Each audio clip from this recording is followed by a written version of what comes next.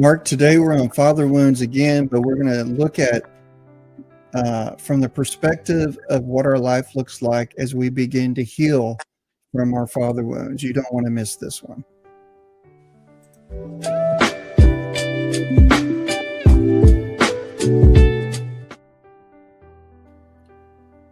Well, welcome to Breaking Biscuits, the experience. And Mark, we've been on this father wound subject for, I guess four weeks now. It says part 4 here.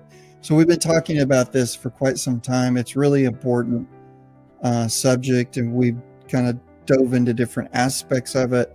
Today we want to kind of come from the perspective more of like what the healed heart looks like in the inner self once one begins the process of healing from a father wound. And I know you have even some other perspectives as well, but we kind of left off last time with a passage in Romans. I think it was 8:16, and I'll just read this, or 8:15 real quick. It says, "You did not receive the spirit of slavery to fall back into fear, but the spirit of adoption, by whom we cry, Abba, Father." So there's an aspect of the fatherhood that comes from our relationship with God. And I want to get your thoughts on that first and foremost.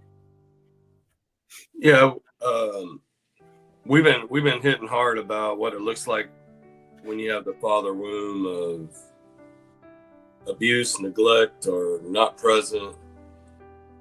But Romans 8, I think it was Romans, what you just said, Romans 8:15, it says it's the Spirit's job to make this adoption into God's family a reality. And we said a few weeks ago that the question was asked, well, how do you find your spiritual father? Because that is a big deal.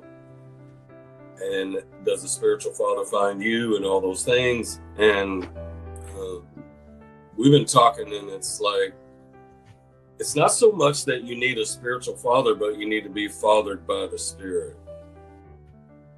And Jesus said, if you know me, you know the Father. Not God, but the Father. That's a big deal.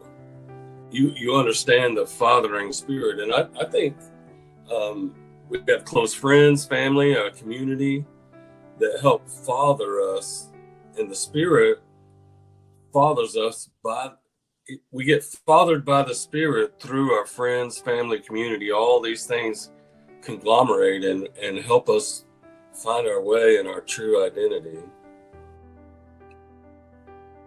So if somebody is truly, like, in the natural sense, fatherless, grew up without a father, no one has stepped up in their life to be that father figure, it doesn't mean there's no hope. No. The Bible says that he sets the fatherless into families. And it also says he's the father to the fatherless. Like the father thing is so important. When Jesus was baptized in Matthew by John the Baptist, he literally spoke in an audible voice, "This is my son, whom I'm well pleased," or we could say, "who I'm very proud of.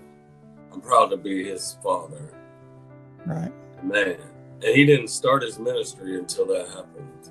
That's what launched him into his into his purpose. So it's like the father love launches you into purpose. And it seems like if you don't have that, you're striving and comparing and doing all the things we talked about. But we wrote down here, it says, when you have this fatherhood and someone's really proud of you, you no longer define yourself by wins or losses or approval or criticism. You're not moved by any of that.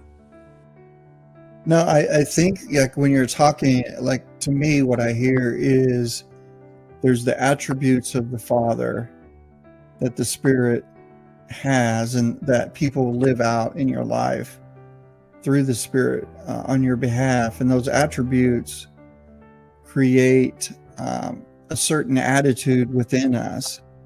And that attitude could be described as like a quiet confidence.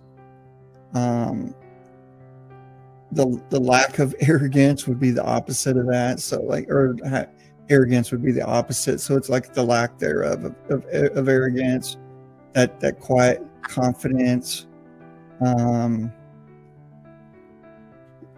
lack of pride in your life. So those are things that we struggle with when we don't have that Father Spirit guiding us, I think. And here's a big one, is the ability to take correction in the right way. Because all us men were once boys, and how did we get from boyhood to manhood? A lot of it was through correction, some of it was self-correction, some of it was trial and error, but the best is the correction from a loving Father. Yeah. That's supportive and says, hey, let me show you a better way. And I think the Father Spirit, that's what he is. And this is another thing we had written down, is the sonship, in the awareness of the sonship, would say, I'm loved, therefore I'm safe. And I just think there's just that confidence, that inner confidence from having that Father Spirit in your life is really what most men strive to find, and probably what escapes them. And we were talking about this earlier, and you kind of thought of an example, a biblical example of that. You want to share that? Yeah, it's in 1 Samuel 17. We were just talking, and it just came to me. But I want to speak to that correction. A lot of the families that we coach, I try to coach them to, when they discipline their children, to not punish them but correct them, because God doesn't punish us, he corrects us. And you can tell how they were raised by how they view God. So every father listening should understand, you are painting a picture for your children of how they're going to view God. Is he going to punish us for our wrongdoing? Discipline for sure. Or is he going to correct and teach us the right way? And be patient in it. And it's no mystery, Toby. When a couple comes to us and the man's very angry, we've covered that before, I automatically know it's the father's fault. His father's fault. 100%. Like, I don't even have to listen to the story. So I don't think we've realized that we model to our children who God is. That's what Jesus is trying to say. If you know me, you'll know the Father. In other words, your life is an image of who the Father is. And we to you. Yes. To you. To you, yeah. Yes. But I wanted to read this and see if we can have a discussion about it. 1 Samuel 17, this is unbelievable. David took the head of the Philistine Goliath. 1 Samuel 17, in verse 55, Saul saw David go against the Philistine, and he said to Abner, the captain of his army, Abner, whose son is this? And he said, as my soul lives, I cannot tell. And the king said, I want you to go find out whose son this is. And then verse 58, they brought David, and he said, whose son are you? And he said, I am the son of your servant, Jesse, the Bethlehemite. And it just hit me like a freight train. They don't ever talk about David killed Goliath with 5 smooth stones, which you can look back and realize that there was 5 giants they actually killed, him and his army. But it was so powerful that King Saul wasn't a very godly man, but he was in a godly land. And his response was, who's your father? His first question is, who's your father? I just find that incredibly profound, and he didn't let it go. And he said, told Abner, "Well, go find out whose father he is." And then they brought David to him and said, "Well, whose son are you?" And that is the nutshell of what coming to sonship looks like. People will notice something different about you. I guess let's say that. There's something different about you. Whose father are you? Right. I can't even put words into it, but it came to me a while ago, and it's just like, whose father? The first thing out of his mouth was, who is your father? What a profound testimony.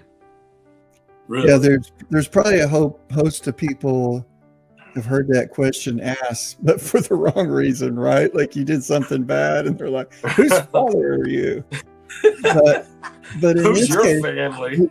Yeah, what? But the implication here is David did something no other man could do, and the implication is, wow, this must be, he has an amazing father that could teach him and train him to do such a thing that nobody else could accomplish. It had no fear. And so I wonder if Jesse, when he sent him out to tend the sheep, if he had any inclination that he was training his son, he had to have known he was training his son in patience and discipline.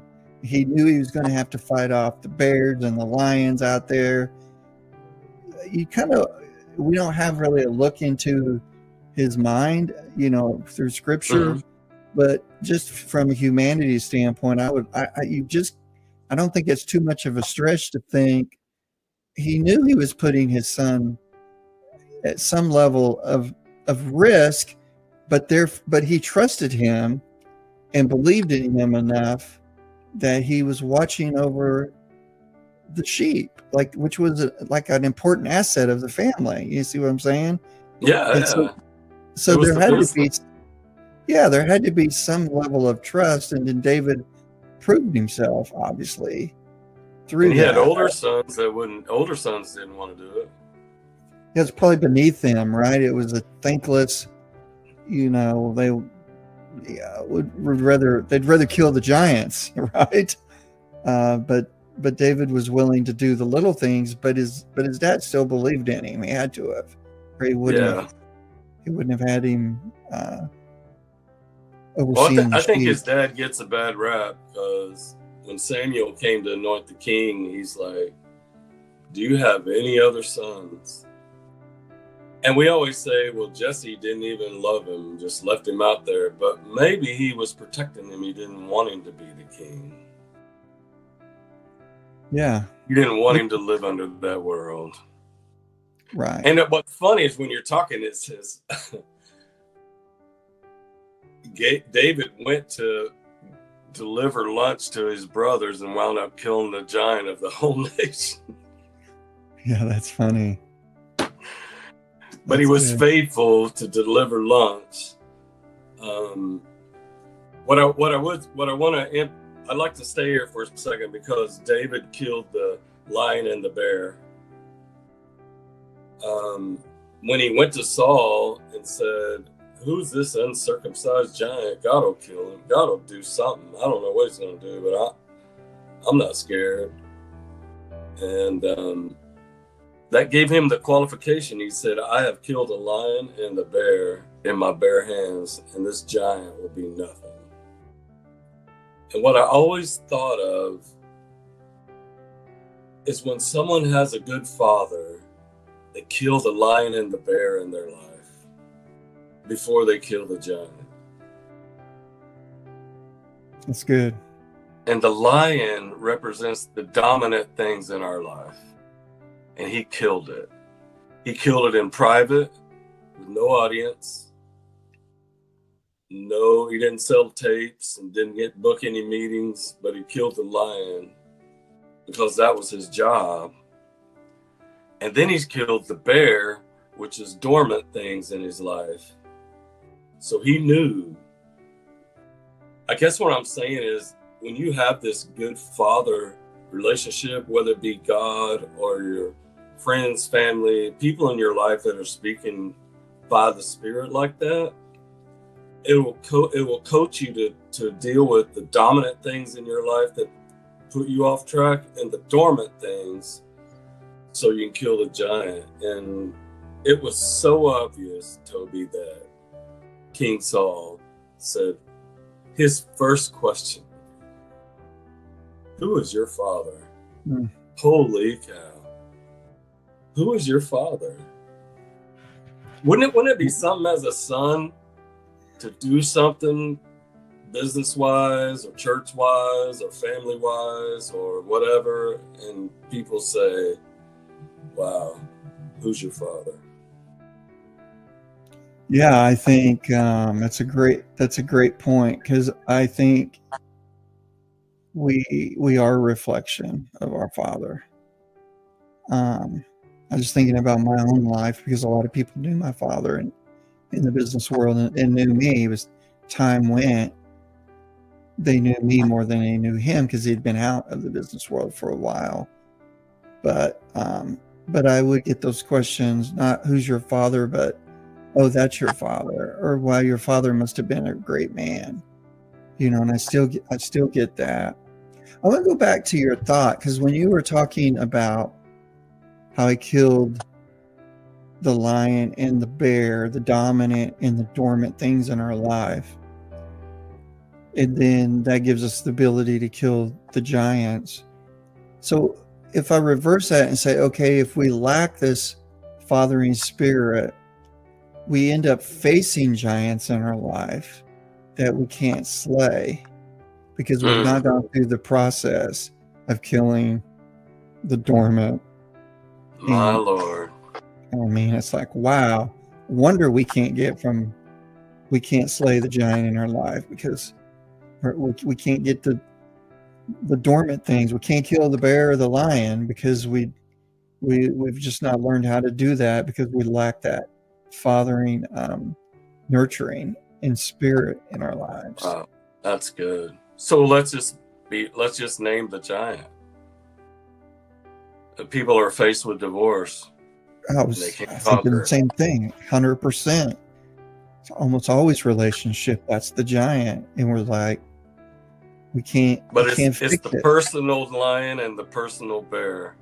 You nailed it. That's it. The dominant and the dormant things in your life.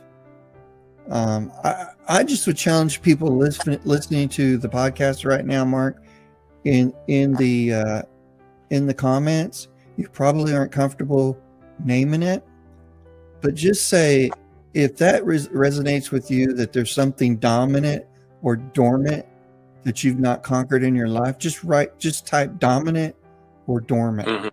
Mm-hmm. Like, acknowledge it right now in the comments. Mm-hmm. Like, that's the first step of acknowledging it. We've all been there. And I think that's a good... Let's put some names on the giant. I think of indebtedness, eternal indebtedness that you just can't get out of it. Or broken family with their family. Yeah. Yeah, I think we know the lion. We know what's dominant in our life. Right. And I used to think, if people wrote down the top 10 things that they feel like they need to deal with, they start at number 10, Toby. This the easiest. Yeah. Well, they should start at number 1. Right. But it goes back to what we've discussed on this podcast weeks ago. Number 1 is packed with shame. Yeah. Number 10 probably has less shame. Yeah, so you're right. So what makes it hard or easy is the amount of shame that it carries. It's not if the lion is large or not, it's the amount of shame. The shame lion is huge on number 1. So we want to avoid it. You're right. Yeah. But don't you think, though, that David, obviously, he lived with the sheep out there a lot? Oh He yeah. had a reason to protect those sheep. And therefore, when he was confronted with the lion, he killed him with his bare hands. That's what it says, which I can't even imagine. But in this scenario, the sheep's got to be your own soul. I have to kill the lion and the bear because I'm worth it. You know what I mean? Like, Right. I'm worth it. I'm worthy of it. And I got to do it in private, by myself, no audience, no praise, not on TBN or whatever the hottest channel is. That's I'm it. gonna do it. I'm gonna do it out in the wilderness by myself. Of course, I have a father who gives me all the confidence in the world and the coaching that I need. Yeah. Because That's he's worth it. The son is worth it. He says, I'm worthy. The sheep, the soul it's worth protecting. Mm-hmm. It's that valuable. But how would you, like, if the giant is the marriage, say it's the marriage, how would, and it's broken, like, or whatever, it's in crisis, how would you fix that? How would you take the giant down if you We still do it got a every day. parent? We do You're 8 working- hours a week. Yeah. And it's the same thing. We just say, look, I want to talk to you personally about you. Because what you taught me was the marriage was a separate thing. But if we work on ourselves, if we go back and discover the lion and the bear in our life, then I can help them have a successful marriage. Is that what you're thinking? Yeah, give me just a second, Mark. Go ahead, keep talking. Because I've heard some tales of marriage stuff, which there's a lot of amazing people out there that help us. I come from a spiritual vein and background, and so I tend to look at reactions and actions and emotions, and I tend to tie them to really, I didn't really realize this, but we're helping people identify the lion and the bear in their life before they can handle this giant. And I didn't really realize it until you just said it. And we just remove them from the marriage concept. Though we give them tools and train them or whatever, and that's the thing about Breaking Biscuits. When you go there, you have no earthly idea what you're going to get, but you're going to love you better. I promise you that. You're going to know you better and love you more, and it's going to show up in your marriage. Well, you're going to get a chance to kill the bear and the lion with your bare hands. Yes.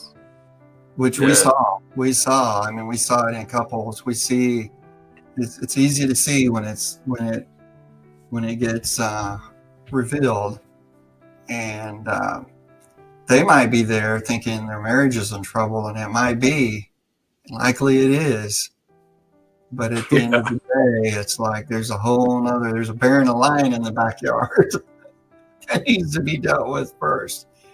Yeah, I think that's exactly what happens. And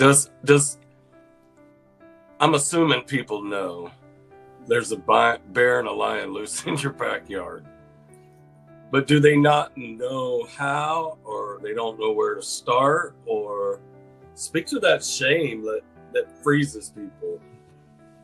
Yeah, I think it's just well, I mean, we'll just use David as an example. I mean, we're not really trained to kill a bear and a lion. So we need a community to help us, teach us, guide us, and the encouragement that we can do that. Because a bear and a lion, he didn't kill a snail and a worm. Mm-mm. The story wouldn't have near as much meaning. But he killed a bear and a lion. And some of the things that we face personally because of our past, our upbringing, what's been modeled to us, they are like bears and lions. They might feel like giants, but I think that's where the support, the coaching, the community, all those things come in. Is we can help you. I mean, the individual still has to do the work, but and maybe we just help hold the mirror up and say, look, here's the bear and here's the lion. You can do this, and we're here to catch you, or we're here to support you in it. But you got this. Like you can deal with this. Maybe it's part of that. I don't know, but I agree that the giant is you'll never get to the giant first if that's your first. There's just no way. It's not possible. Well, it says in Samuel 17 that for 40 days the giant came and said, I challenge you to one. First of all, he's dictating the terms of the fight, which is dumb. But the Bible says Israel was armed, ready for battle.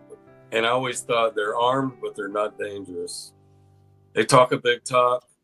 They can't tackle the giant. They cannot tackle the giant that's slaying the whole nation. Well, they were scared of him, so they didn't have the confidence to do it. David had the confidence to do it because he had conquered a few things in his life.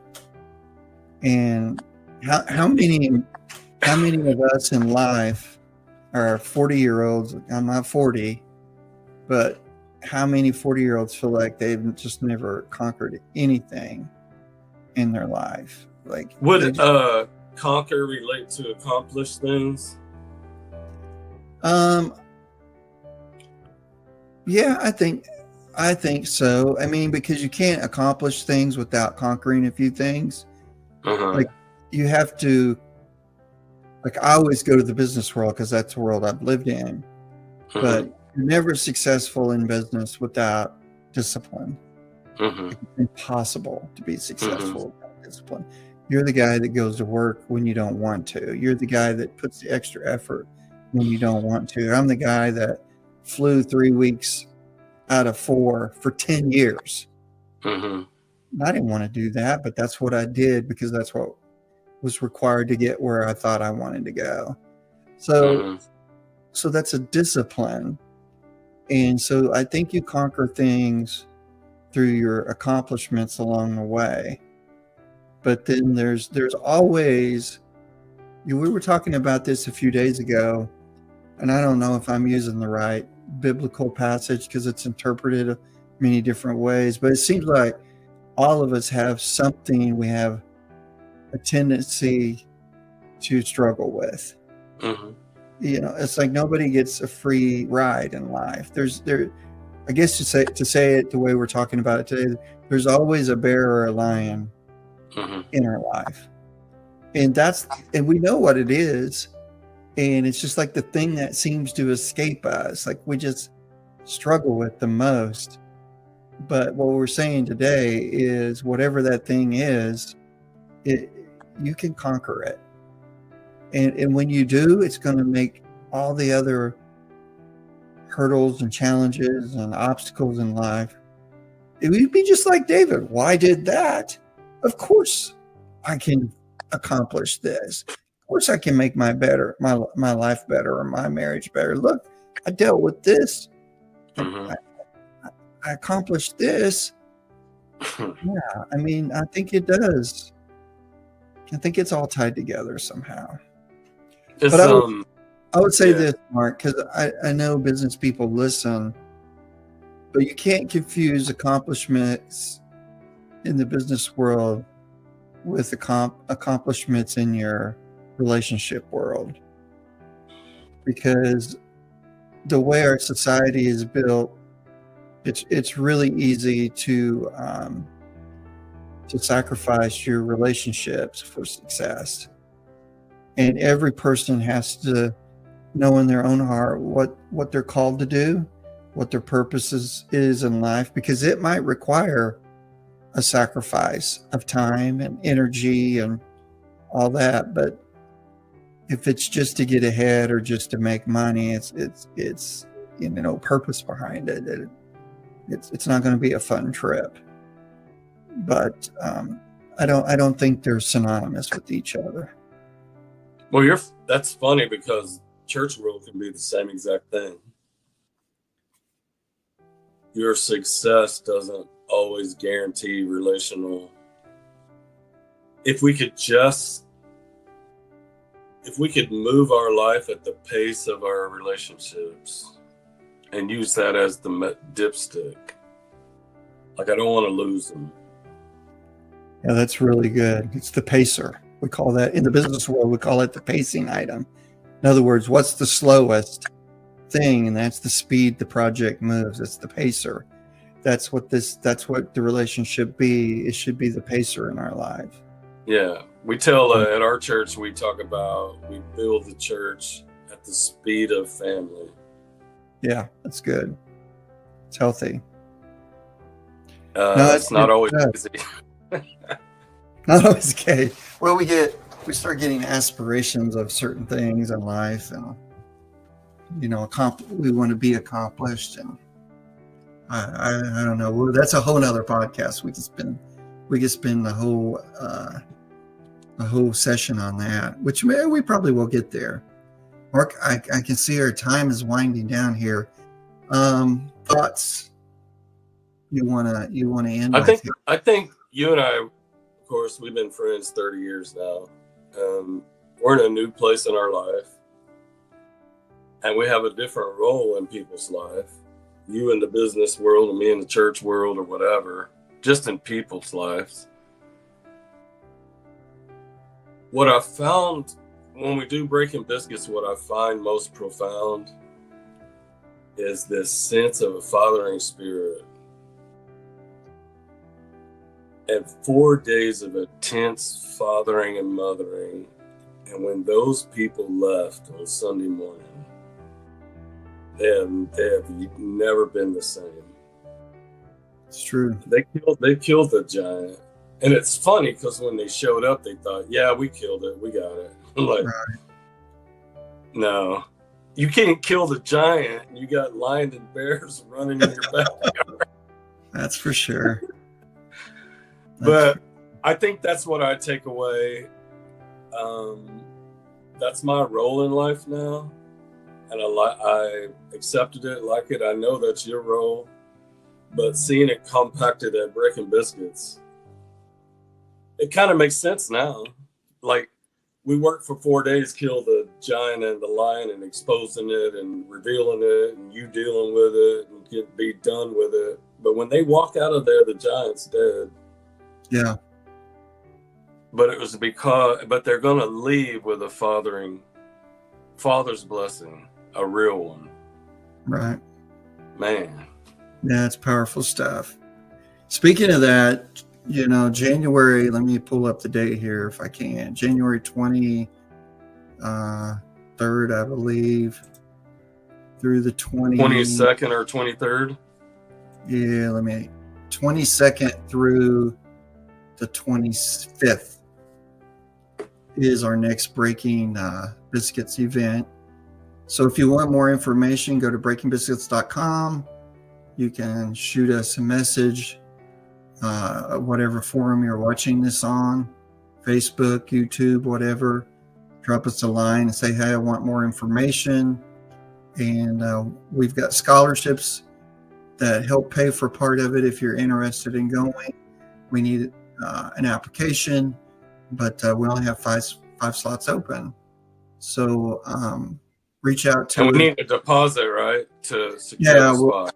To secure a spot, we do need a deposit, and so just shoot us a line, and then you can make payments up to the time of the event. And I know we realize that it's Christmas, and and all that, and there's added expense there. But I would just, there's a couple thoughts, and this is not a trick thing. We do this to help people. But a couple thoughts I want to leave with you on that. Number one is, how much are you worth? And like, what is your life worth? Because this will change your life. Literally, it will change your life. Mm-hmm. And then the other thing is, what better time than to start anew than in a new year? Like, if you really want to do life different, this is going to open your eyes of how to do life different. And what better time to do life different than at the beginning of a new year? Not a resolution or a commitment, but I'm talking about an opportunity to live life a different way. This is an opportunity. And so don't miss it. Reach out to us. We'd love to hear from you. We'd love to get a spot secured for you, and we'll give you all the information once you reach out. I do have to say this before we go. This is the spirit of Breaking Biscuits. You and I, we broke off and had a men's group, right? And there was a young man there, a husband and a father.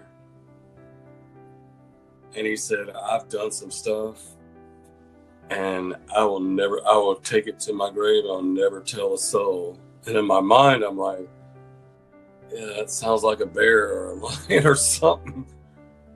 And 2 hours later, just 2 hours later, the trust level is so high and the love is so real. He pulls me aside and says, I got to talk to you.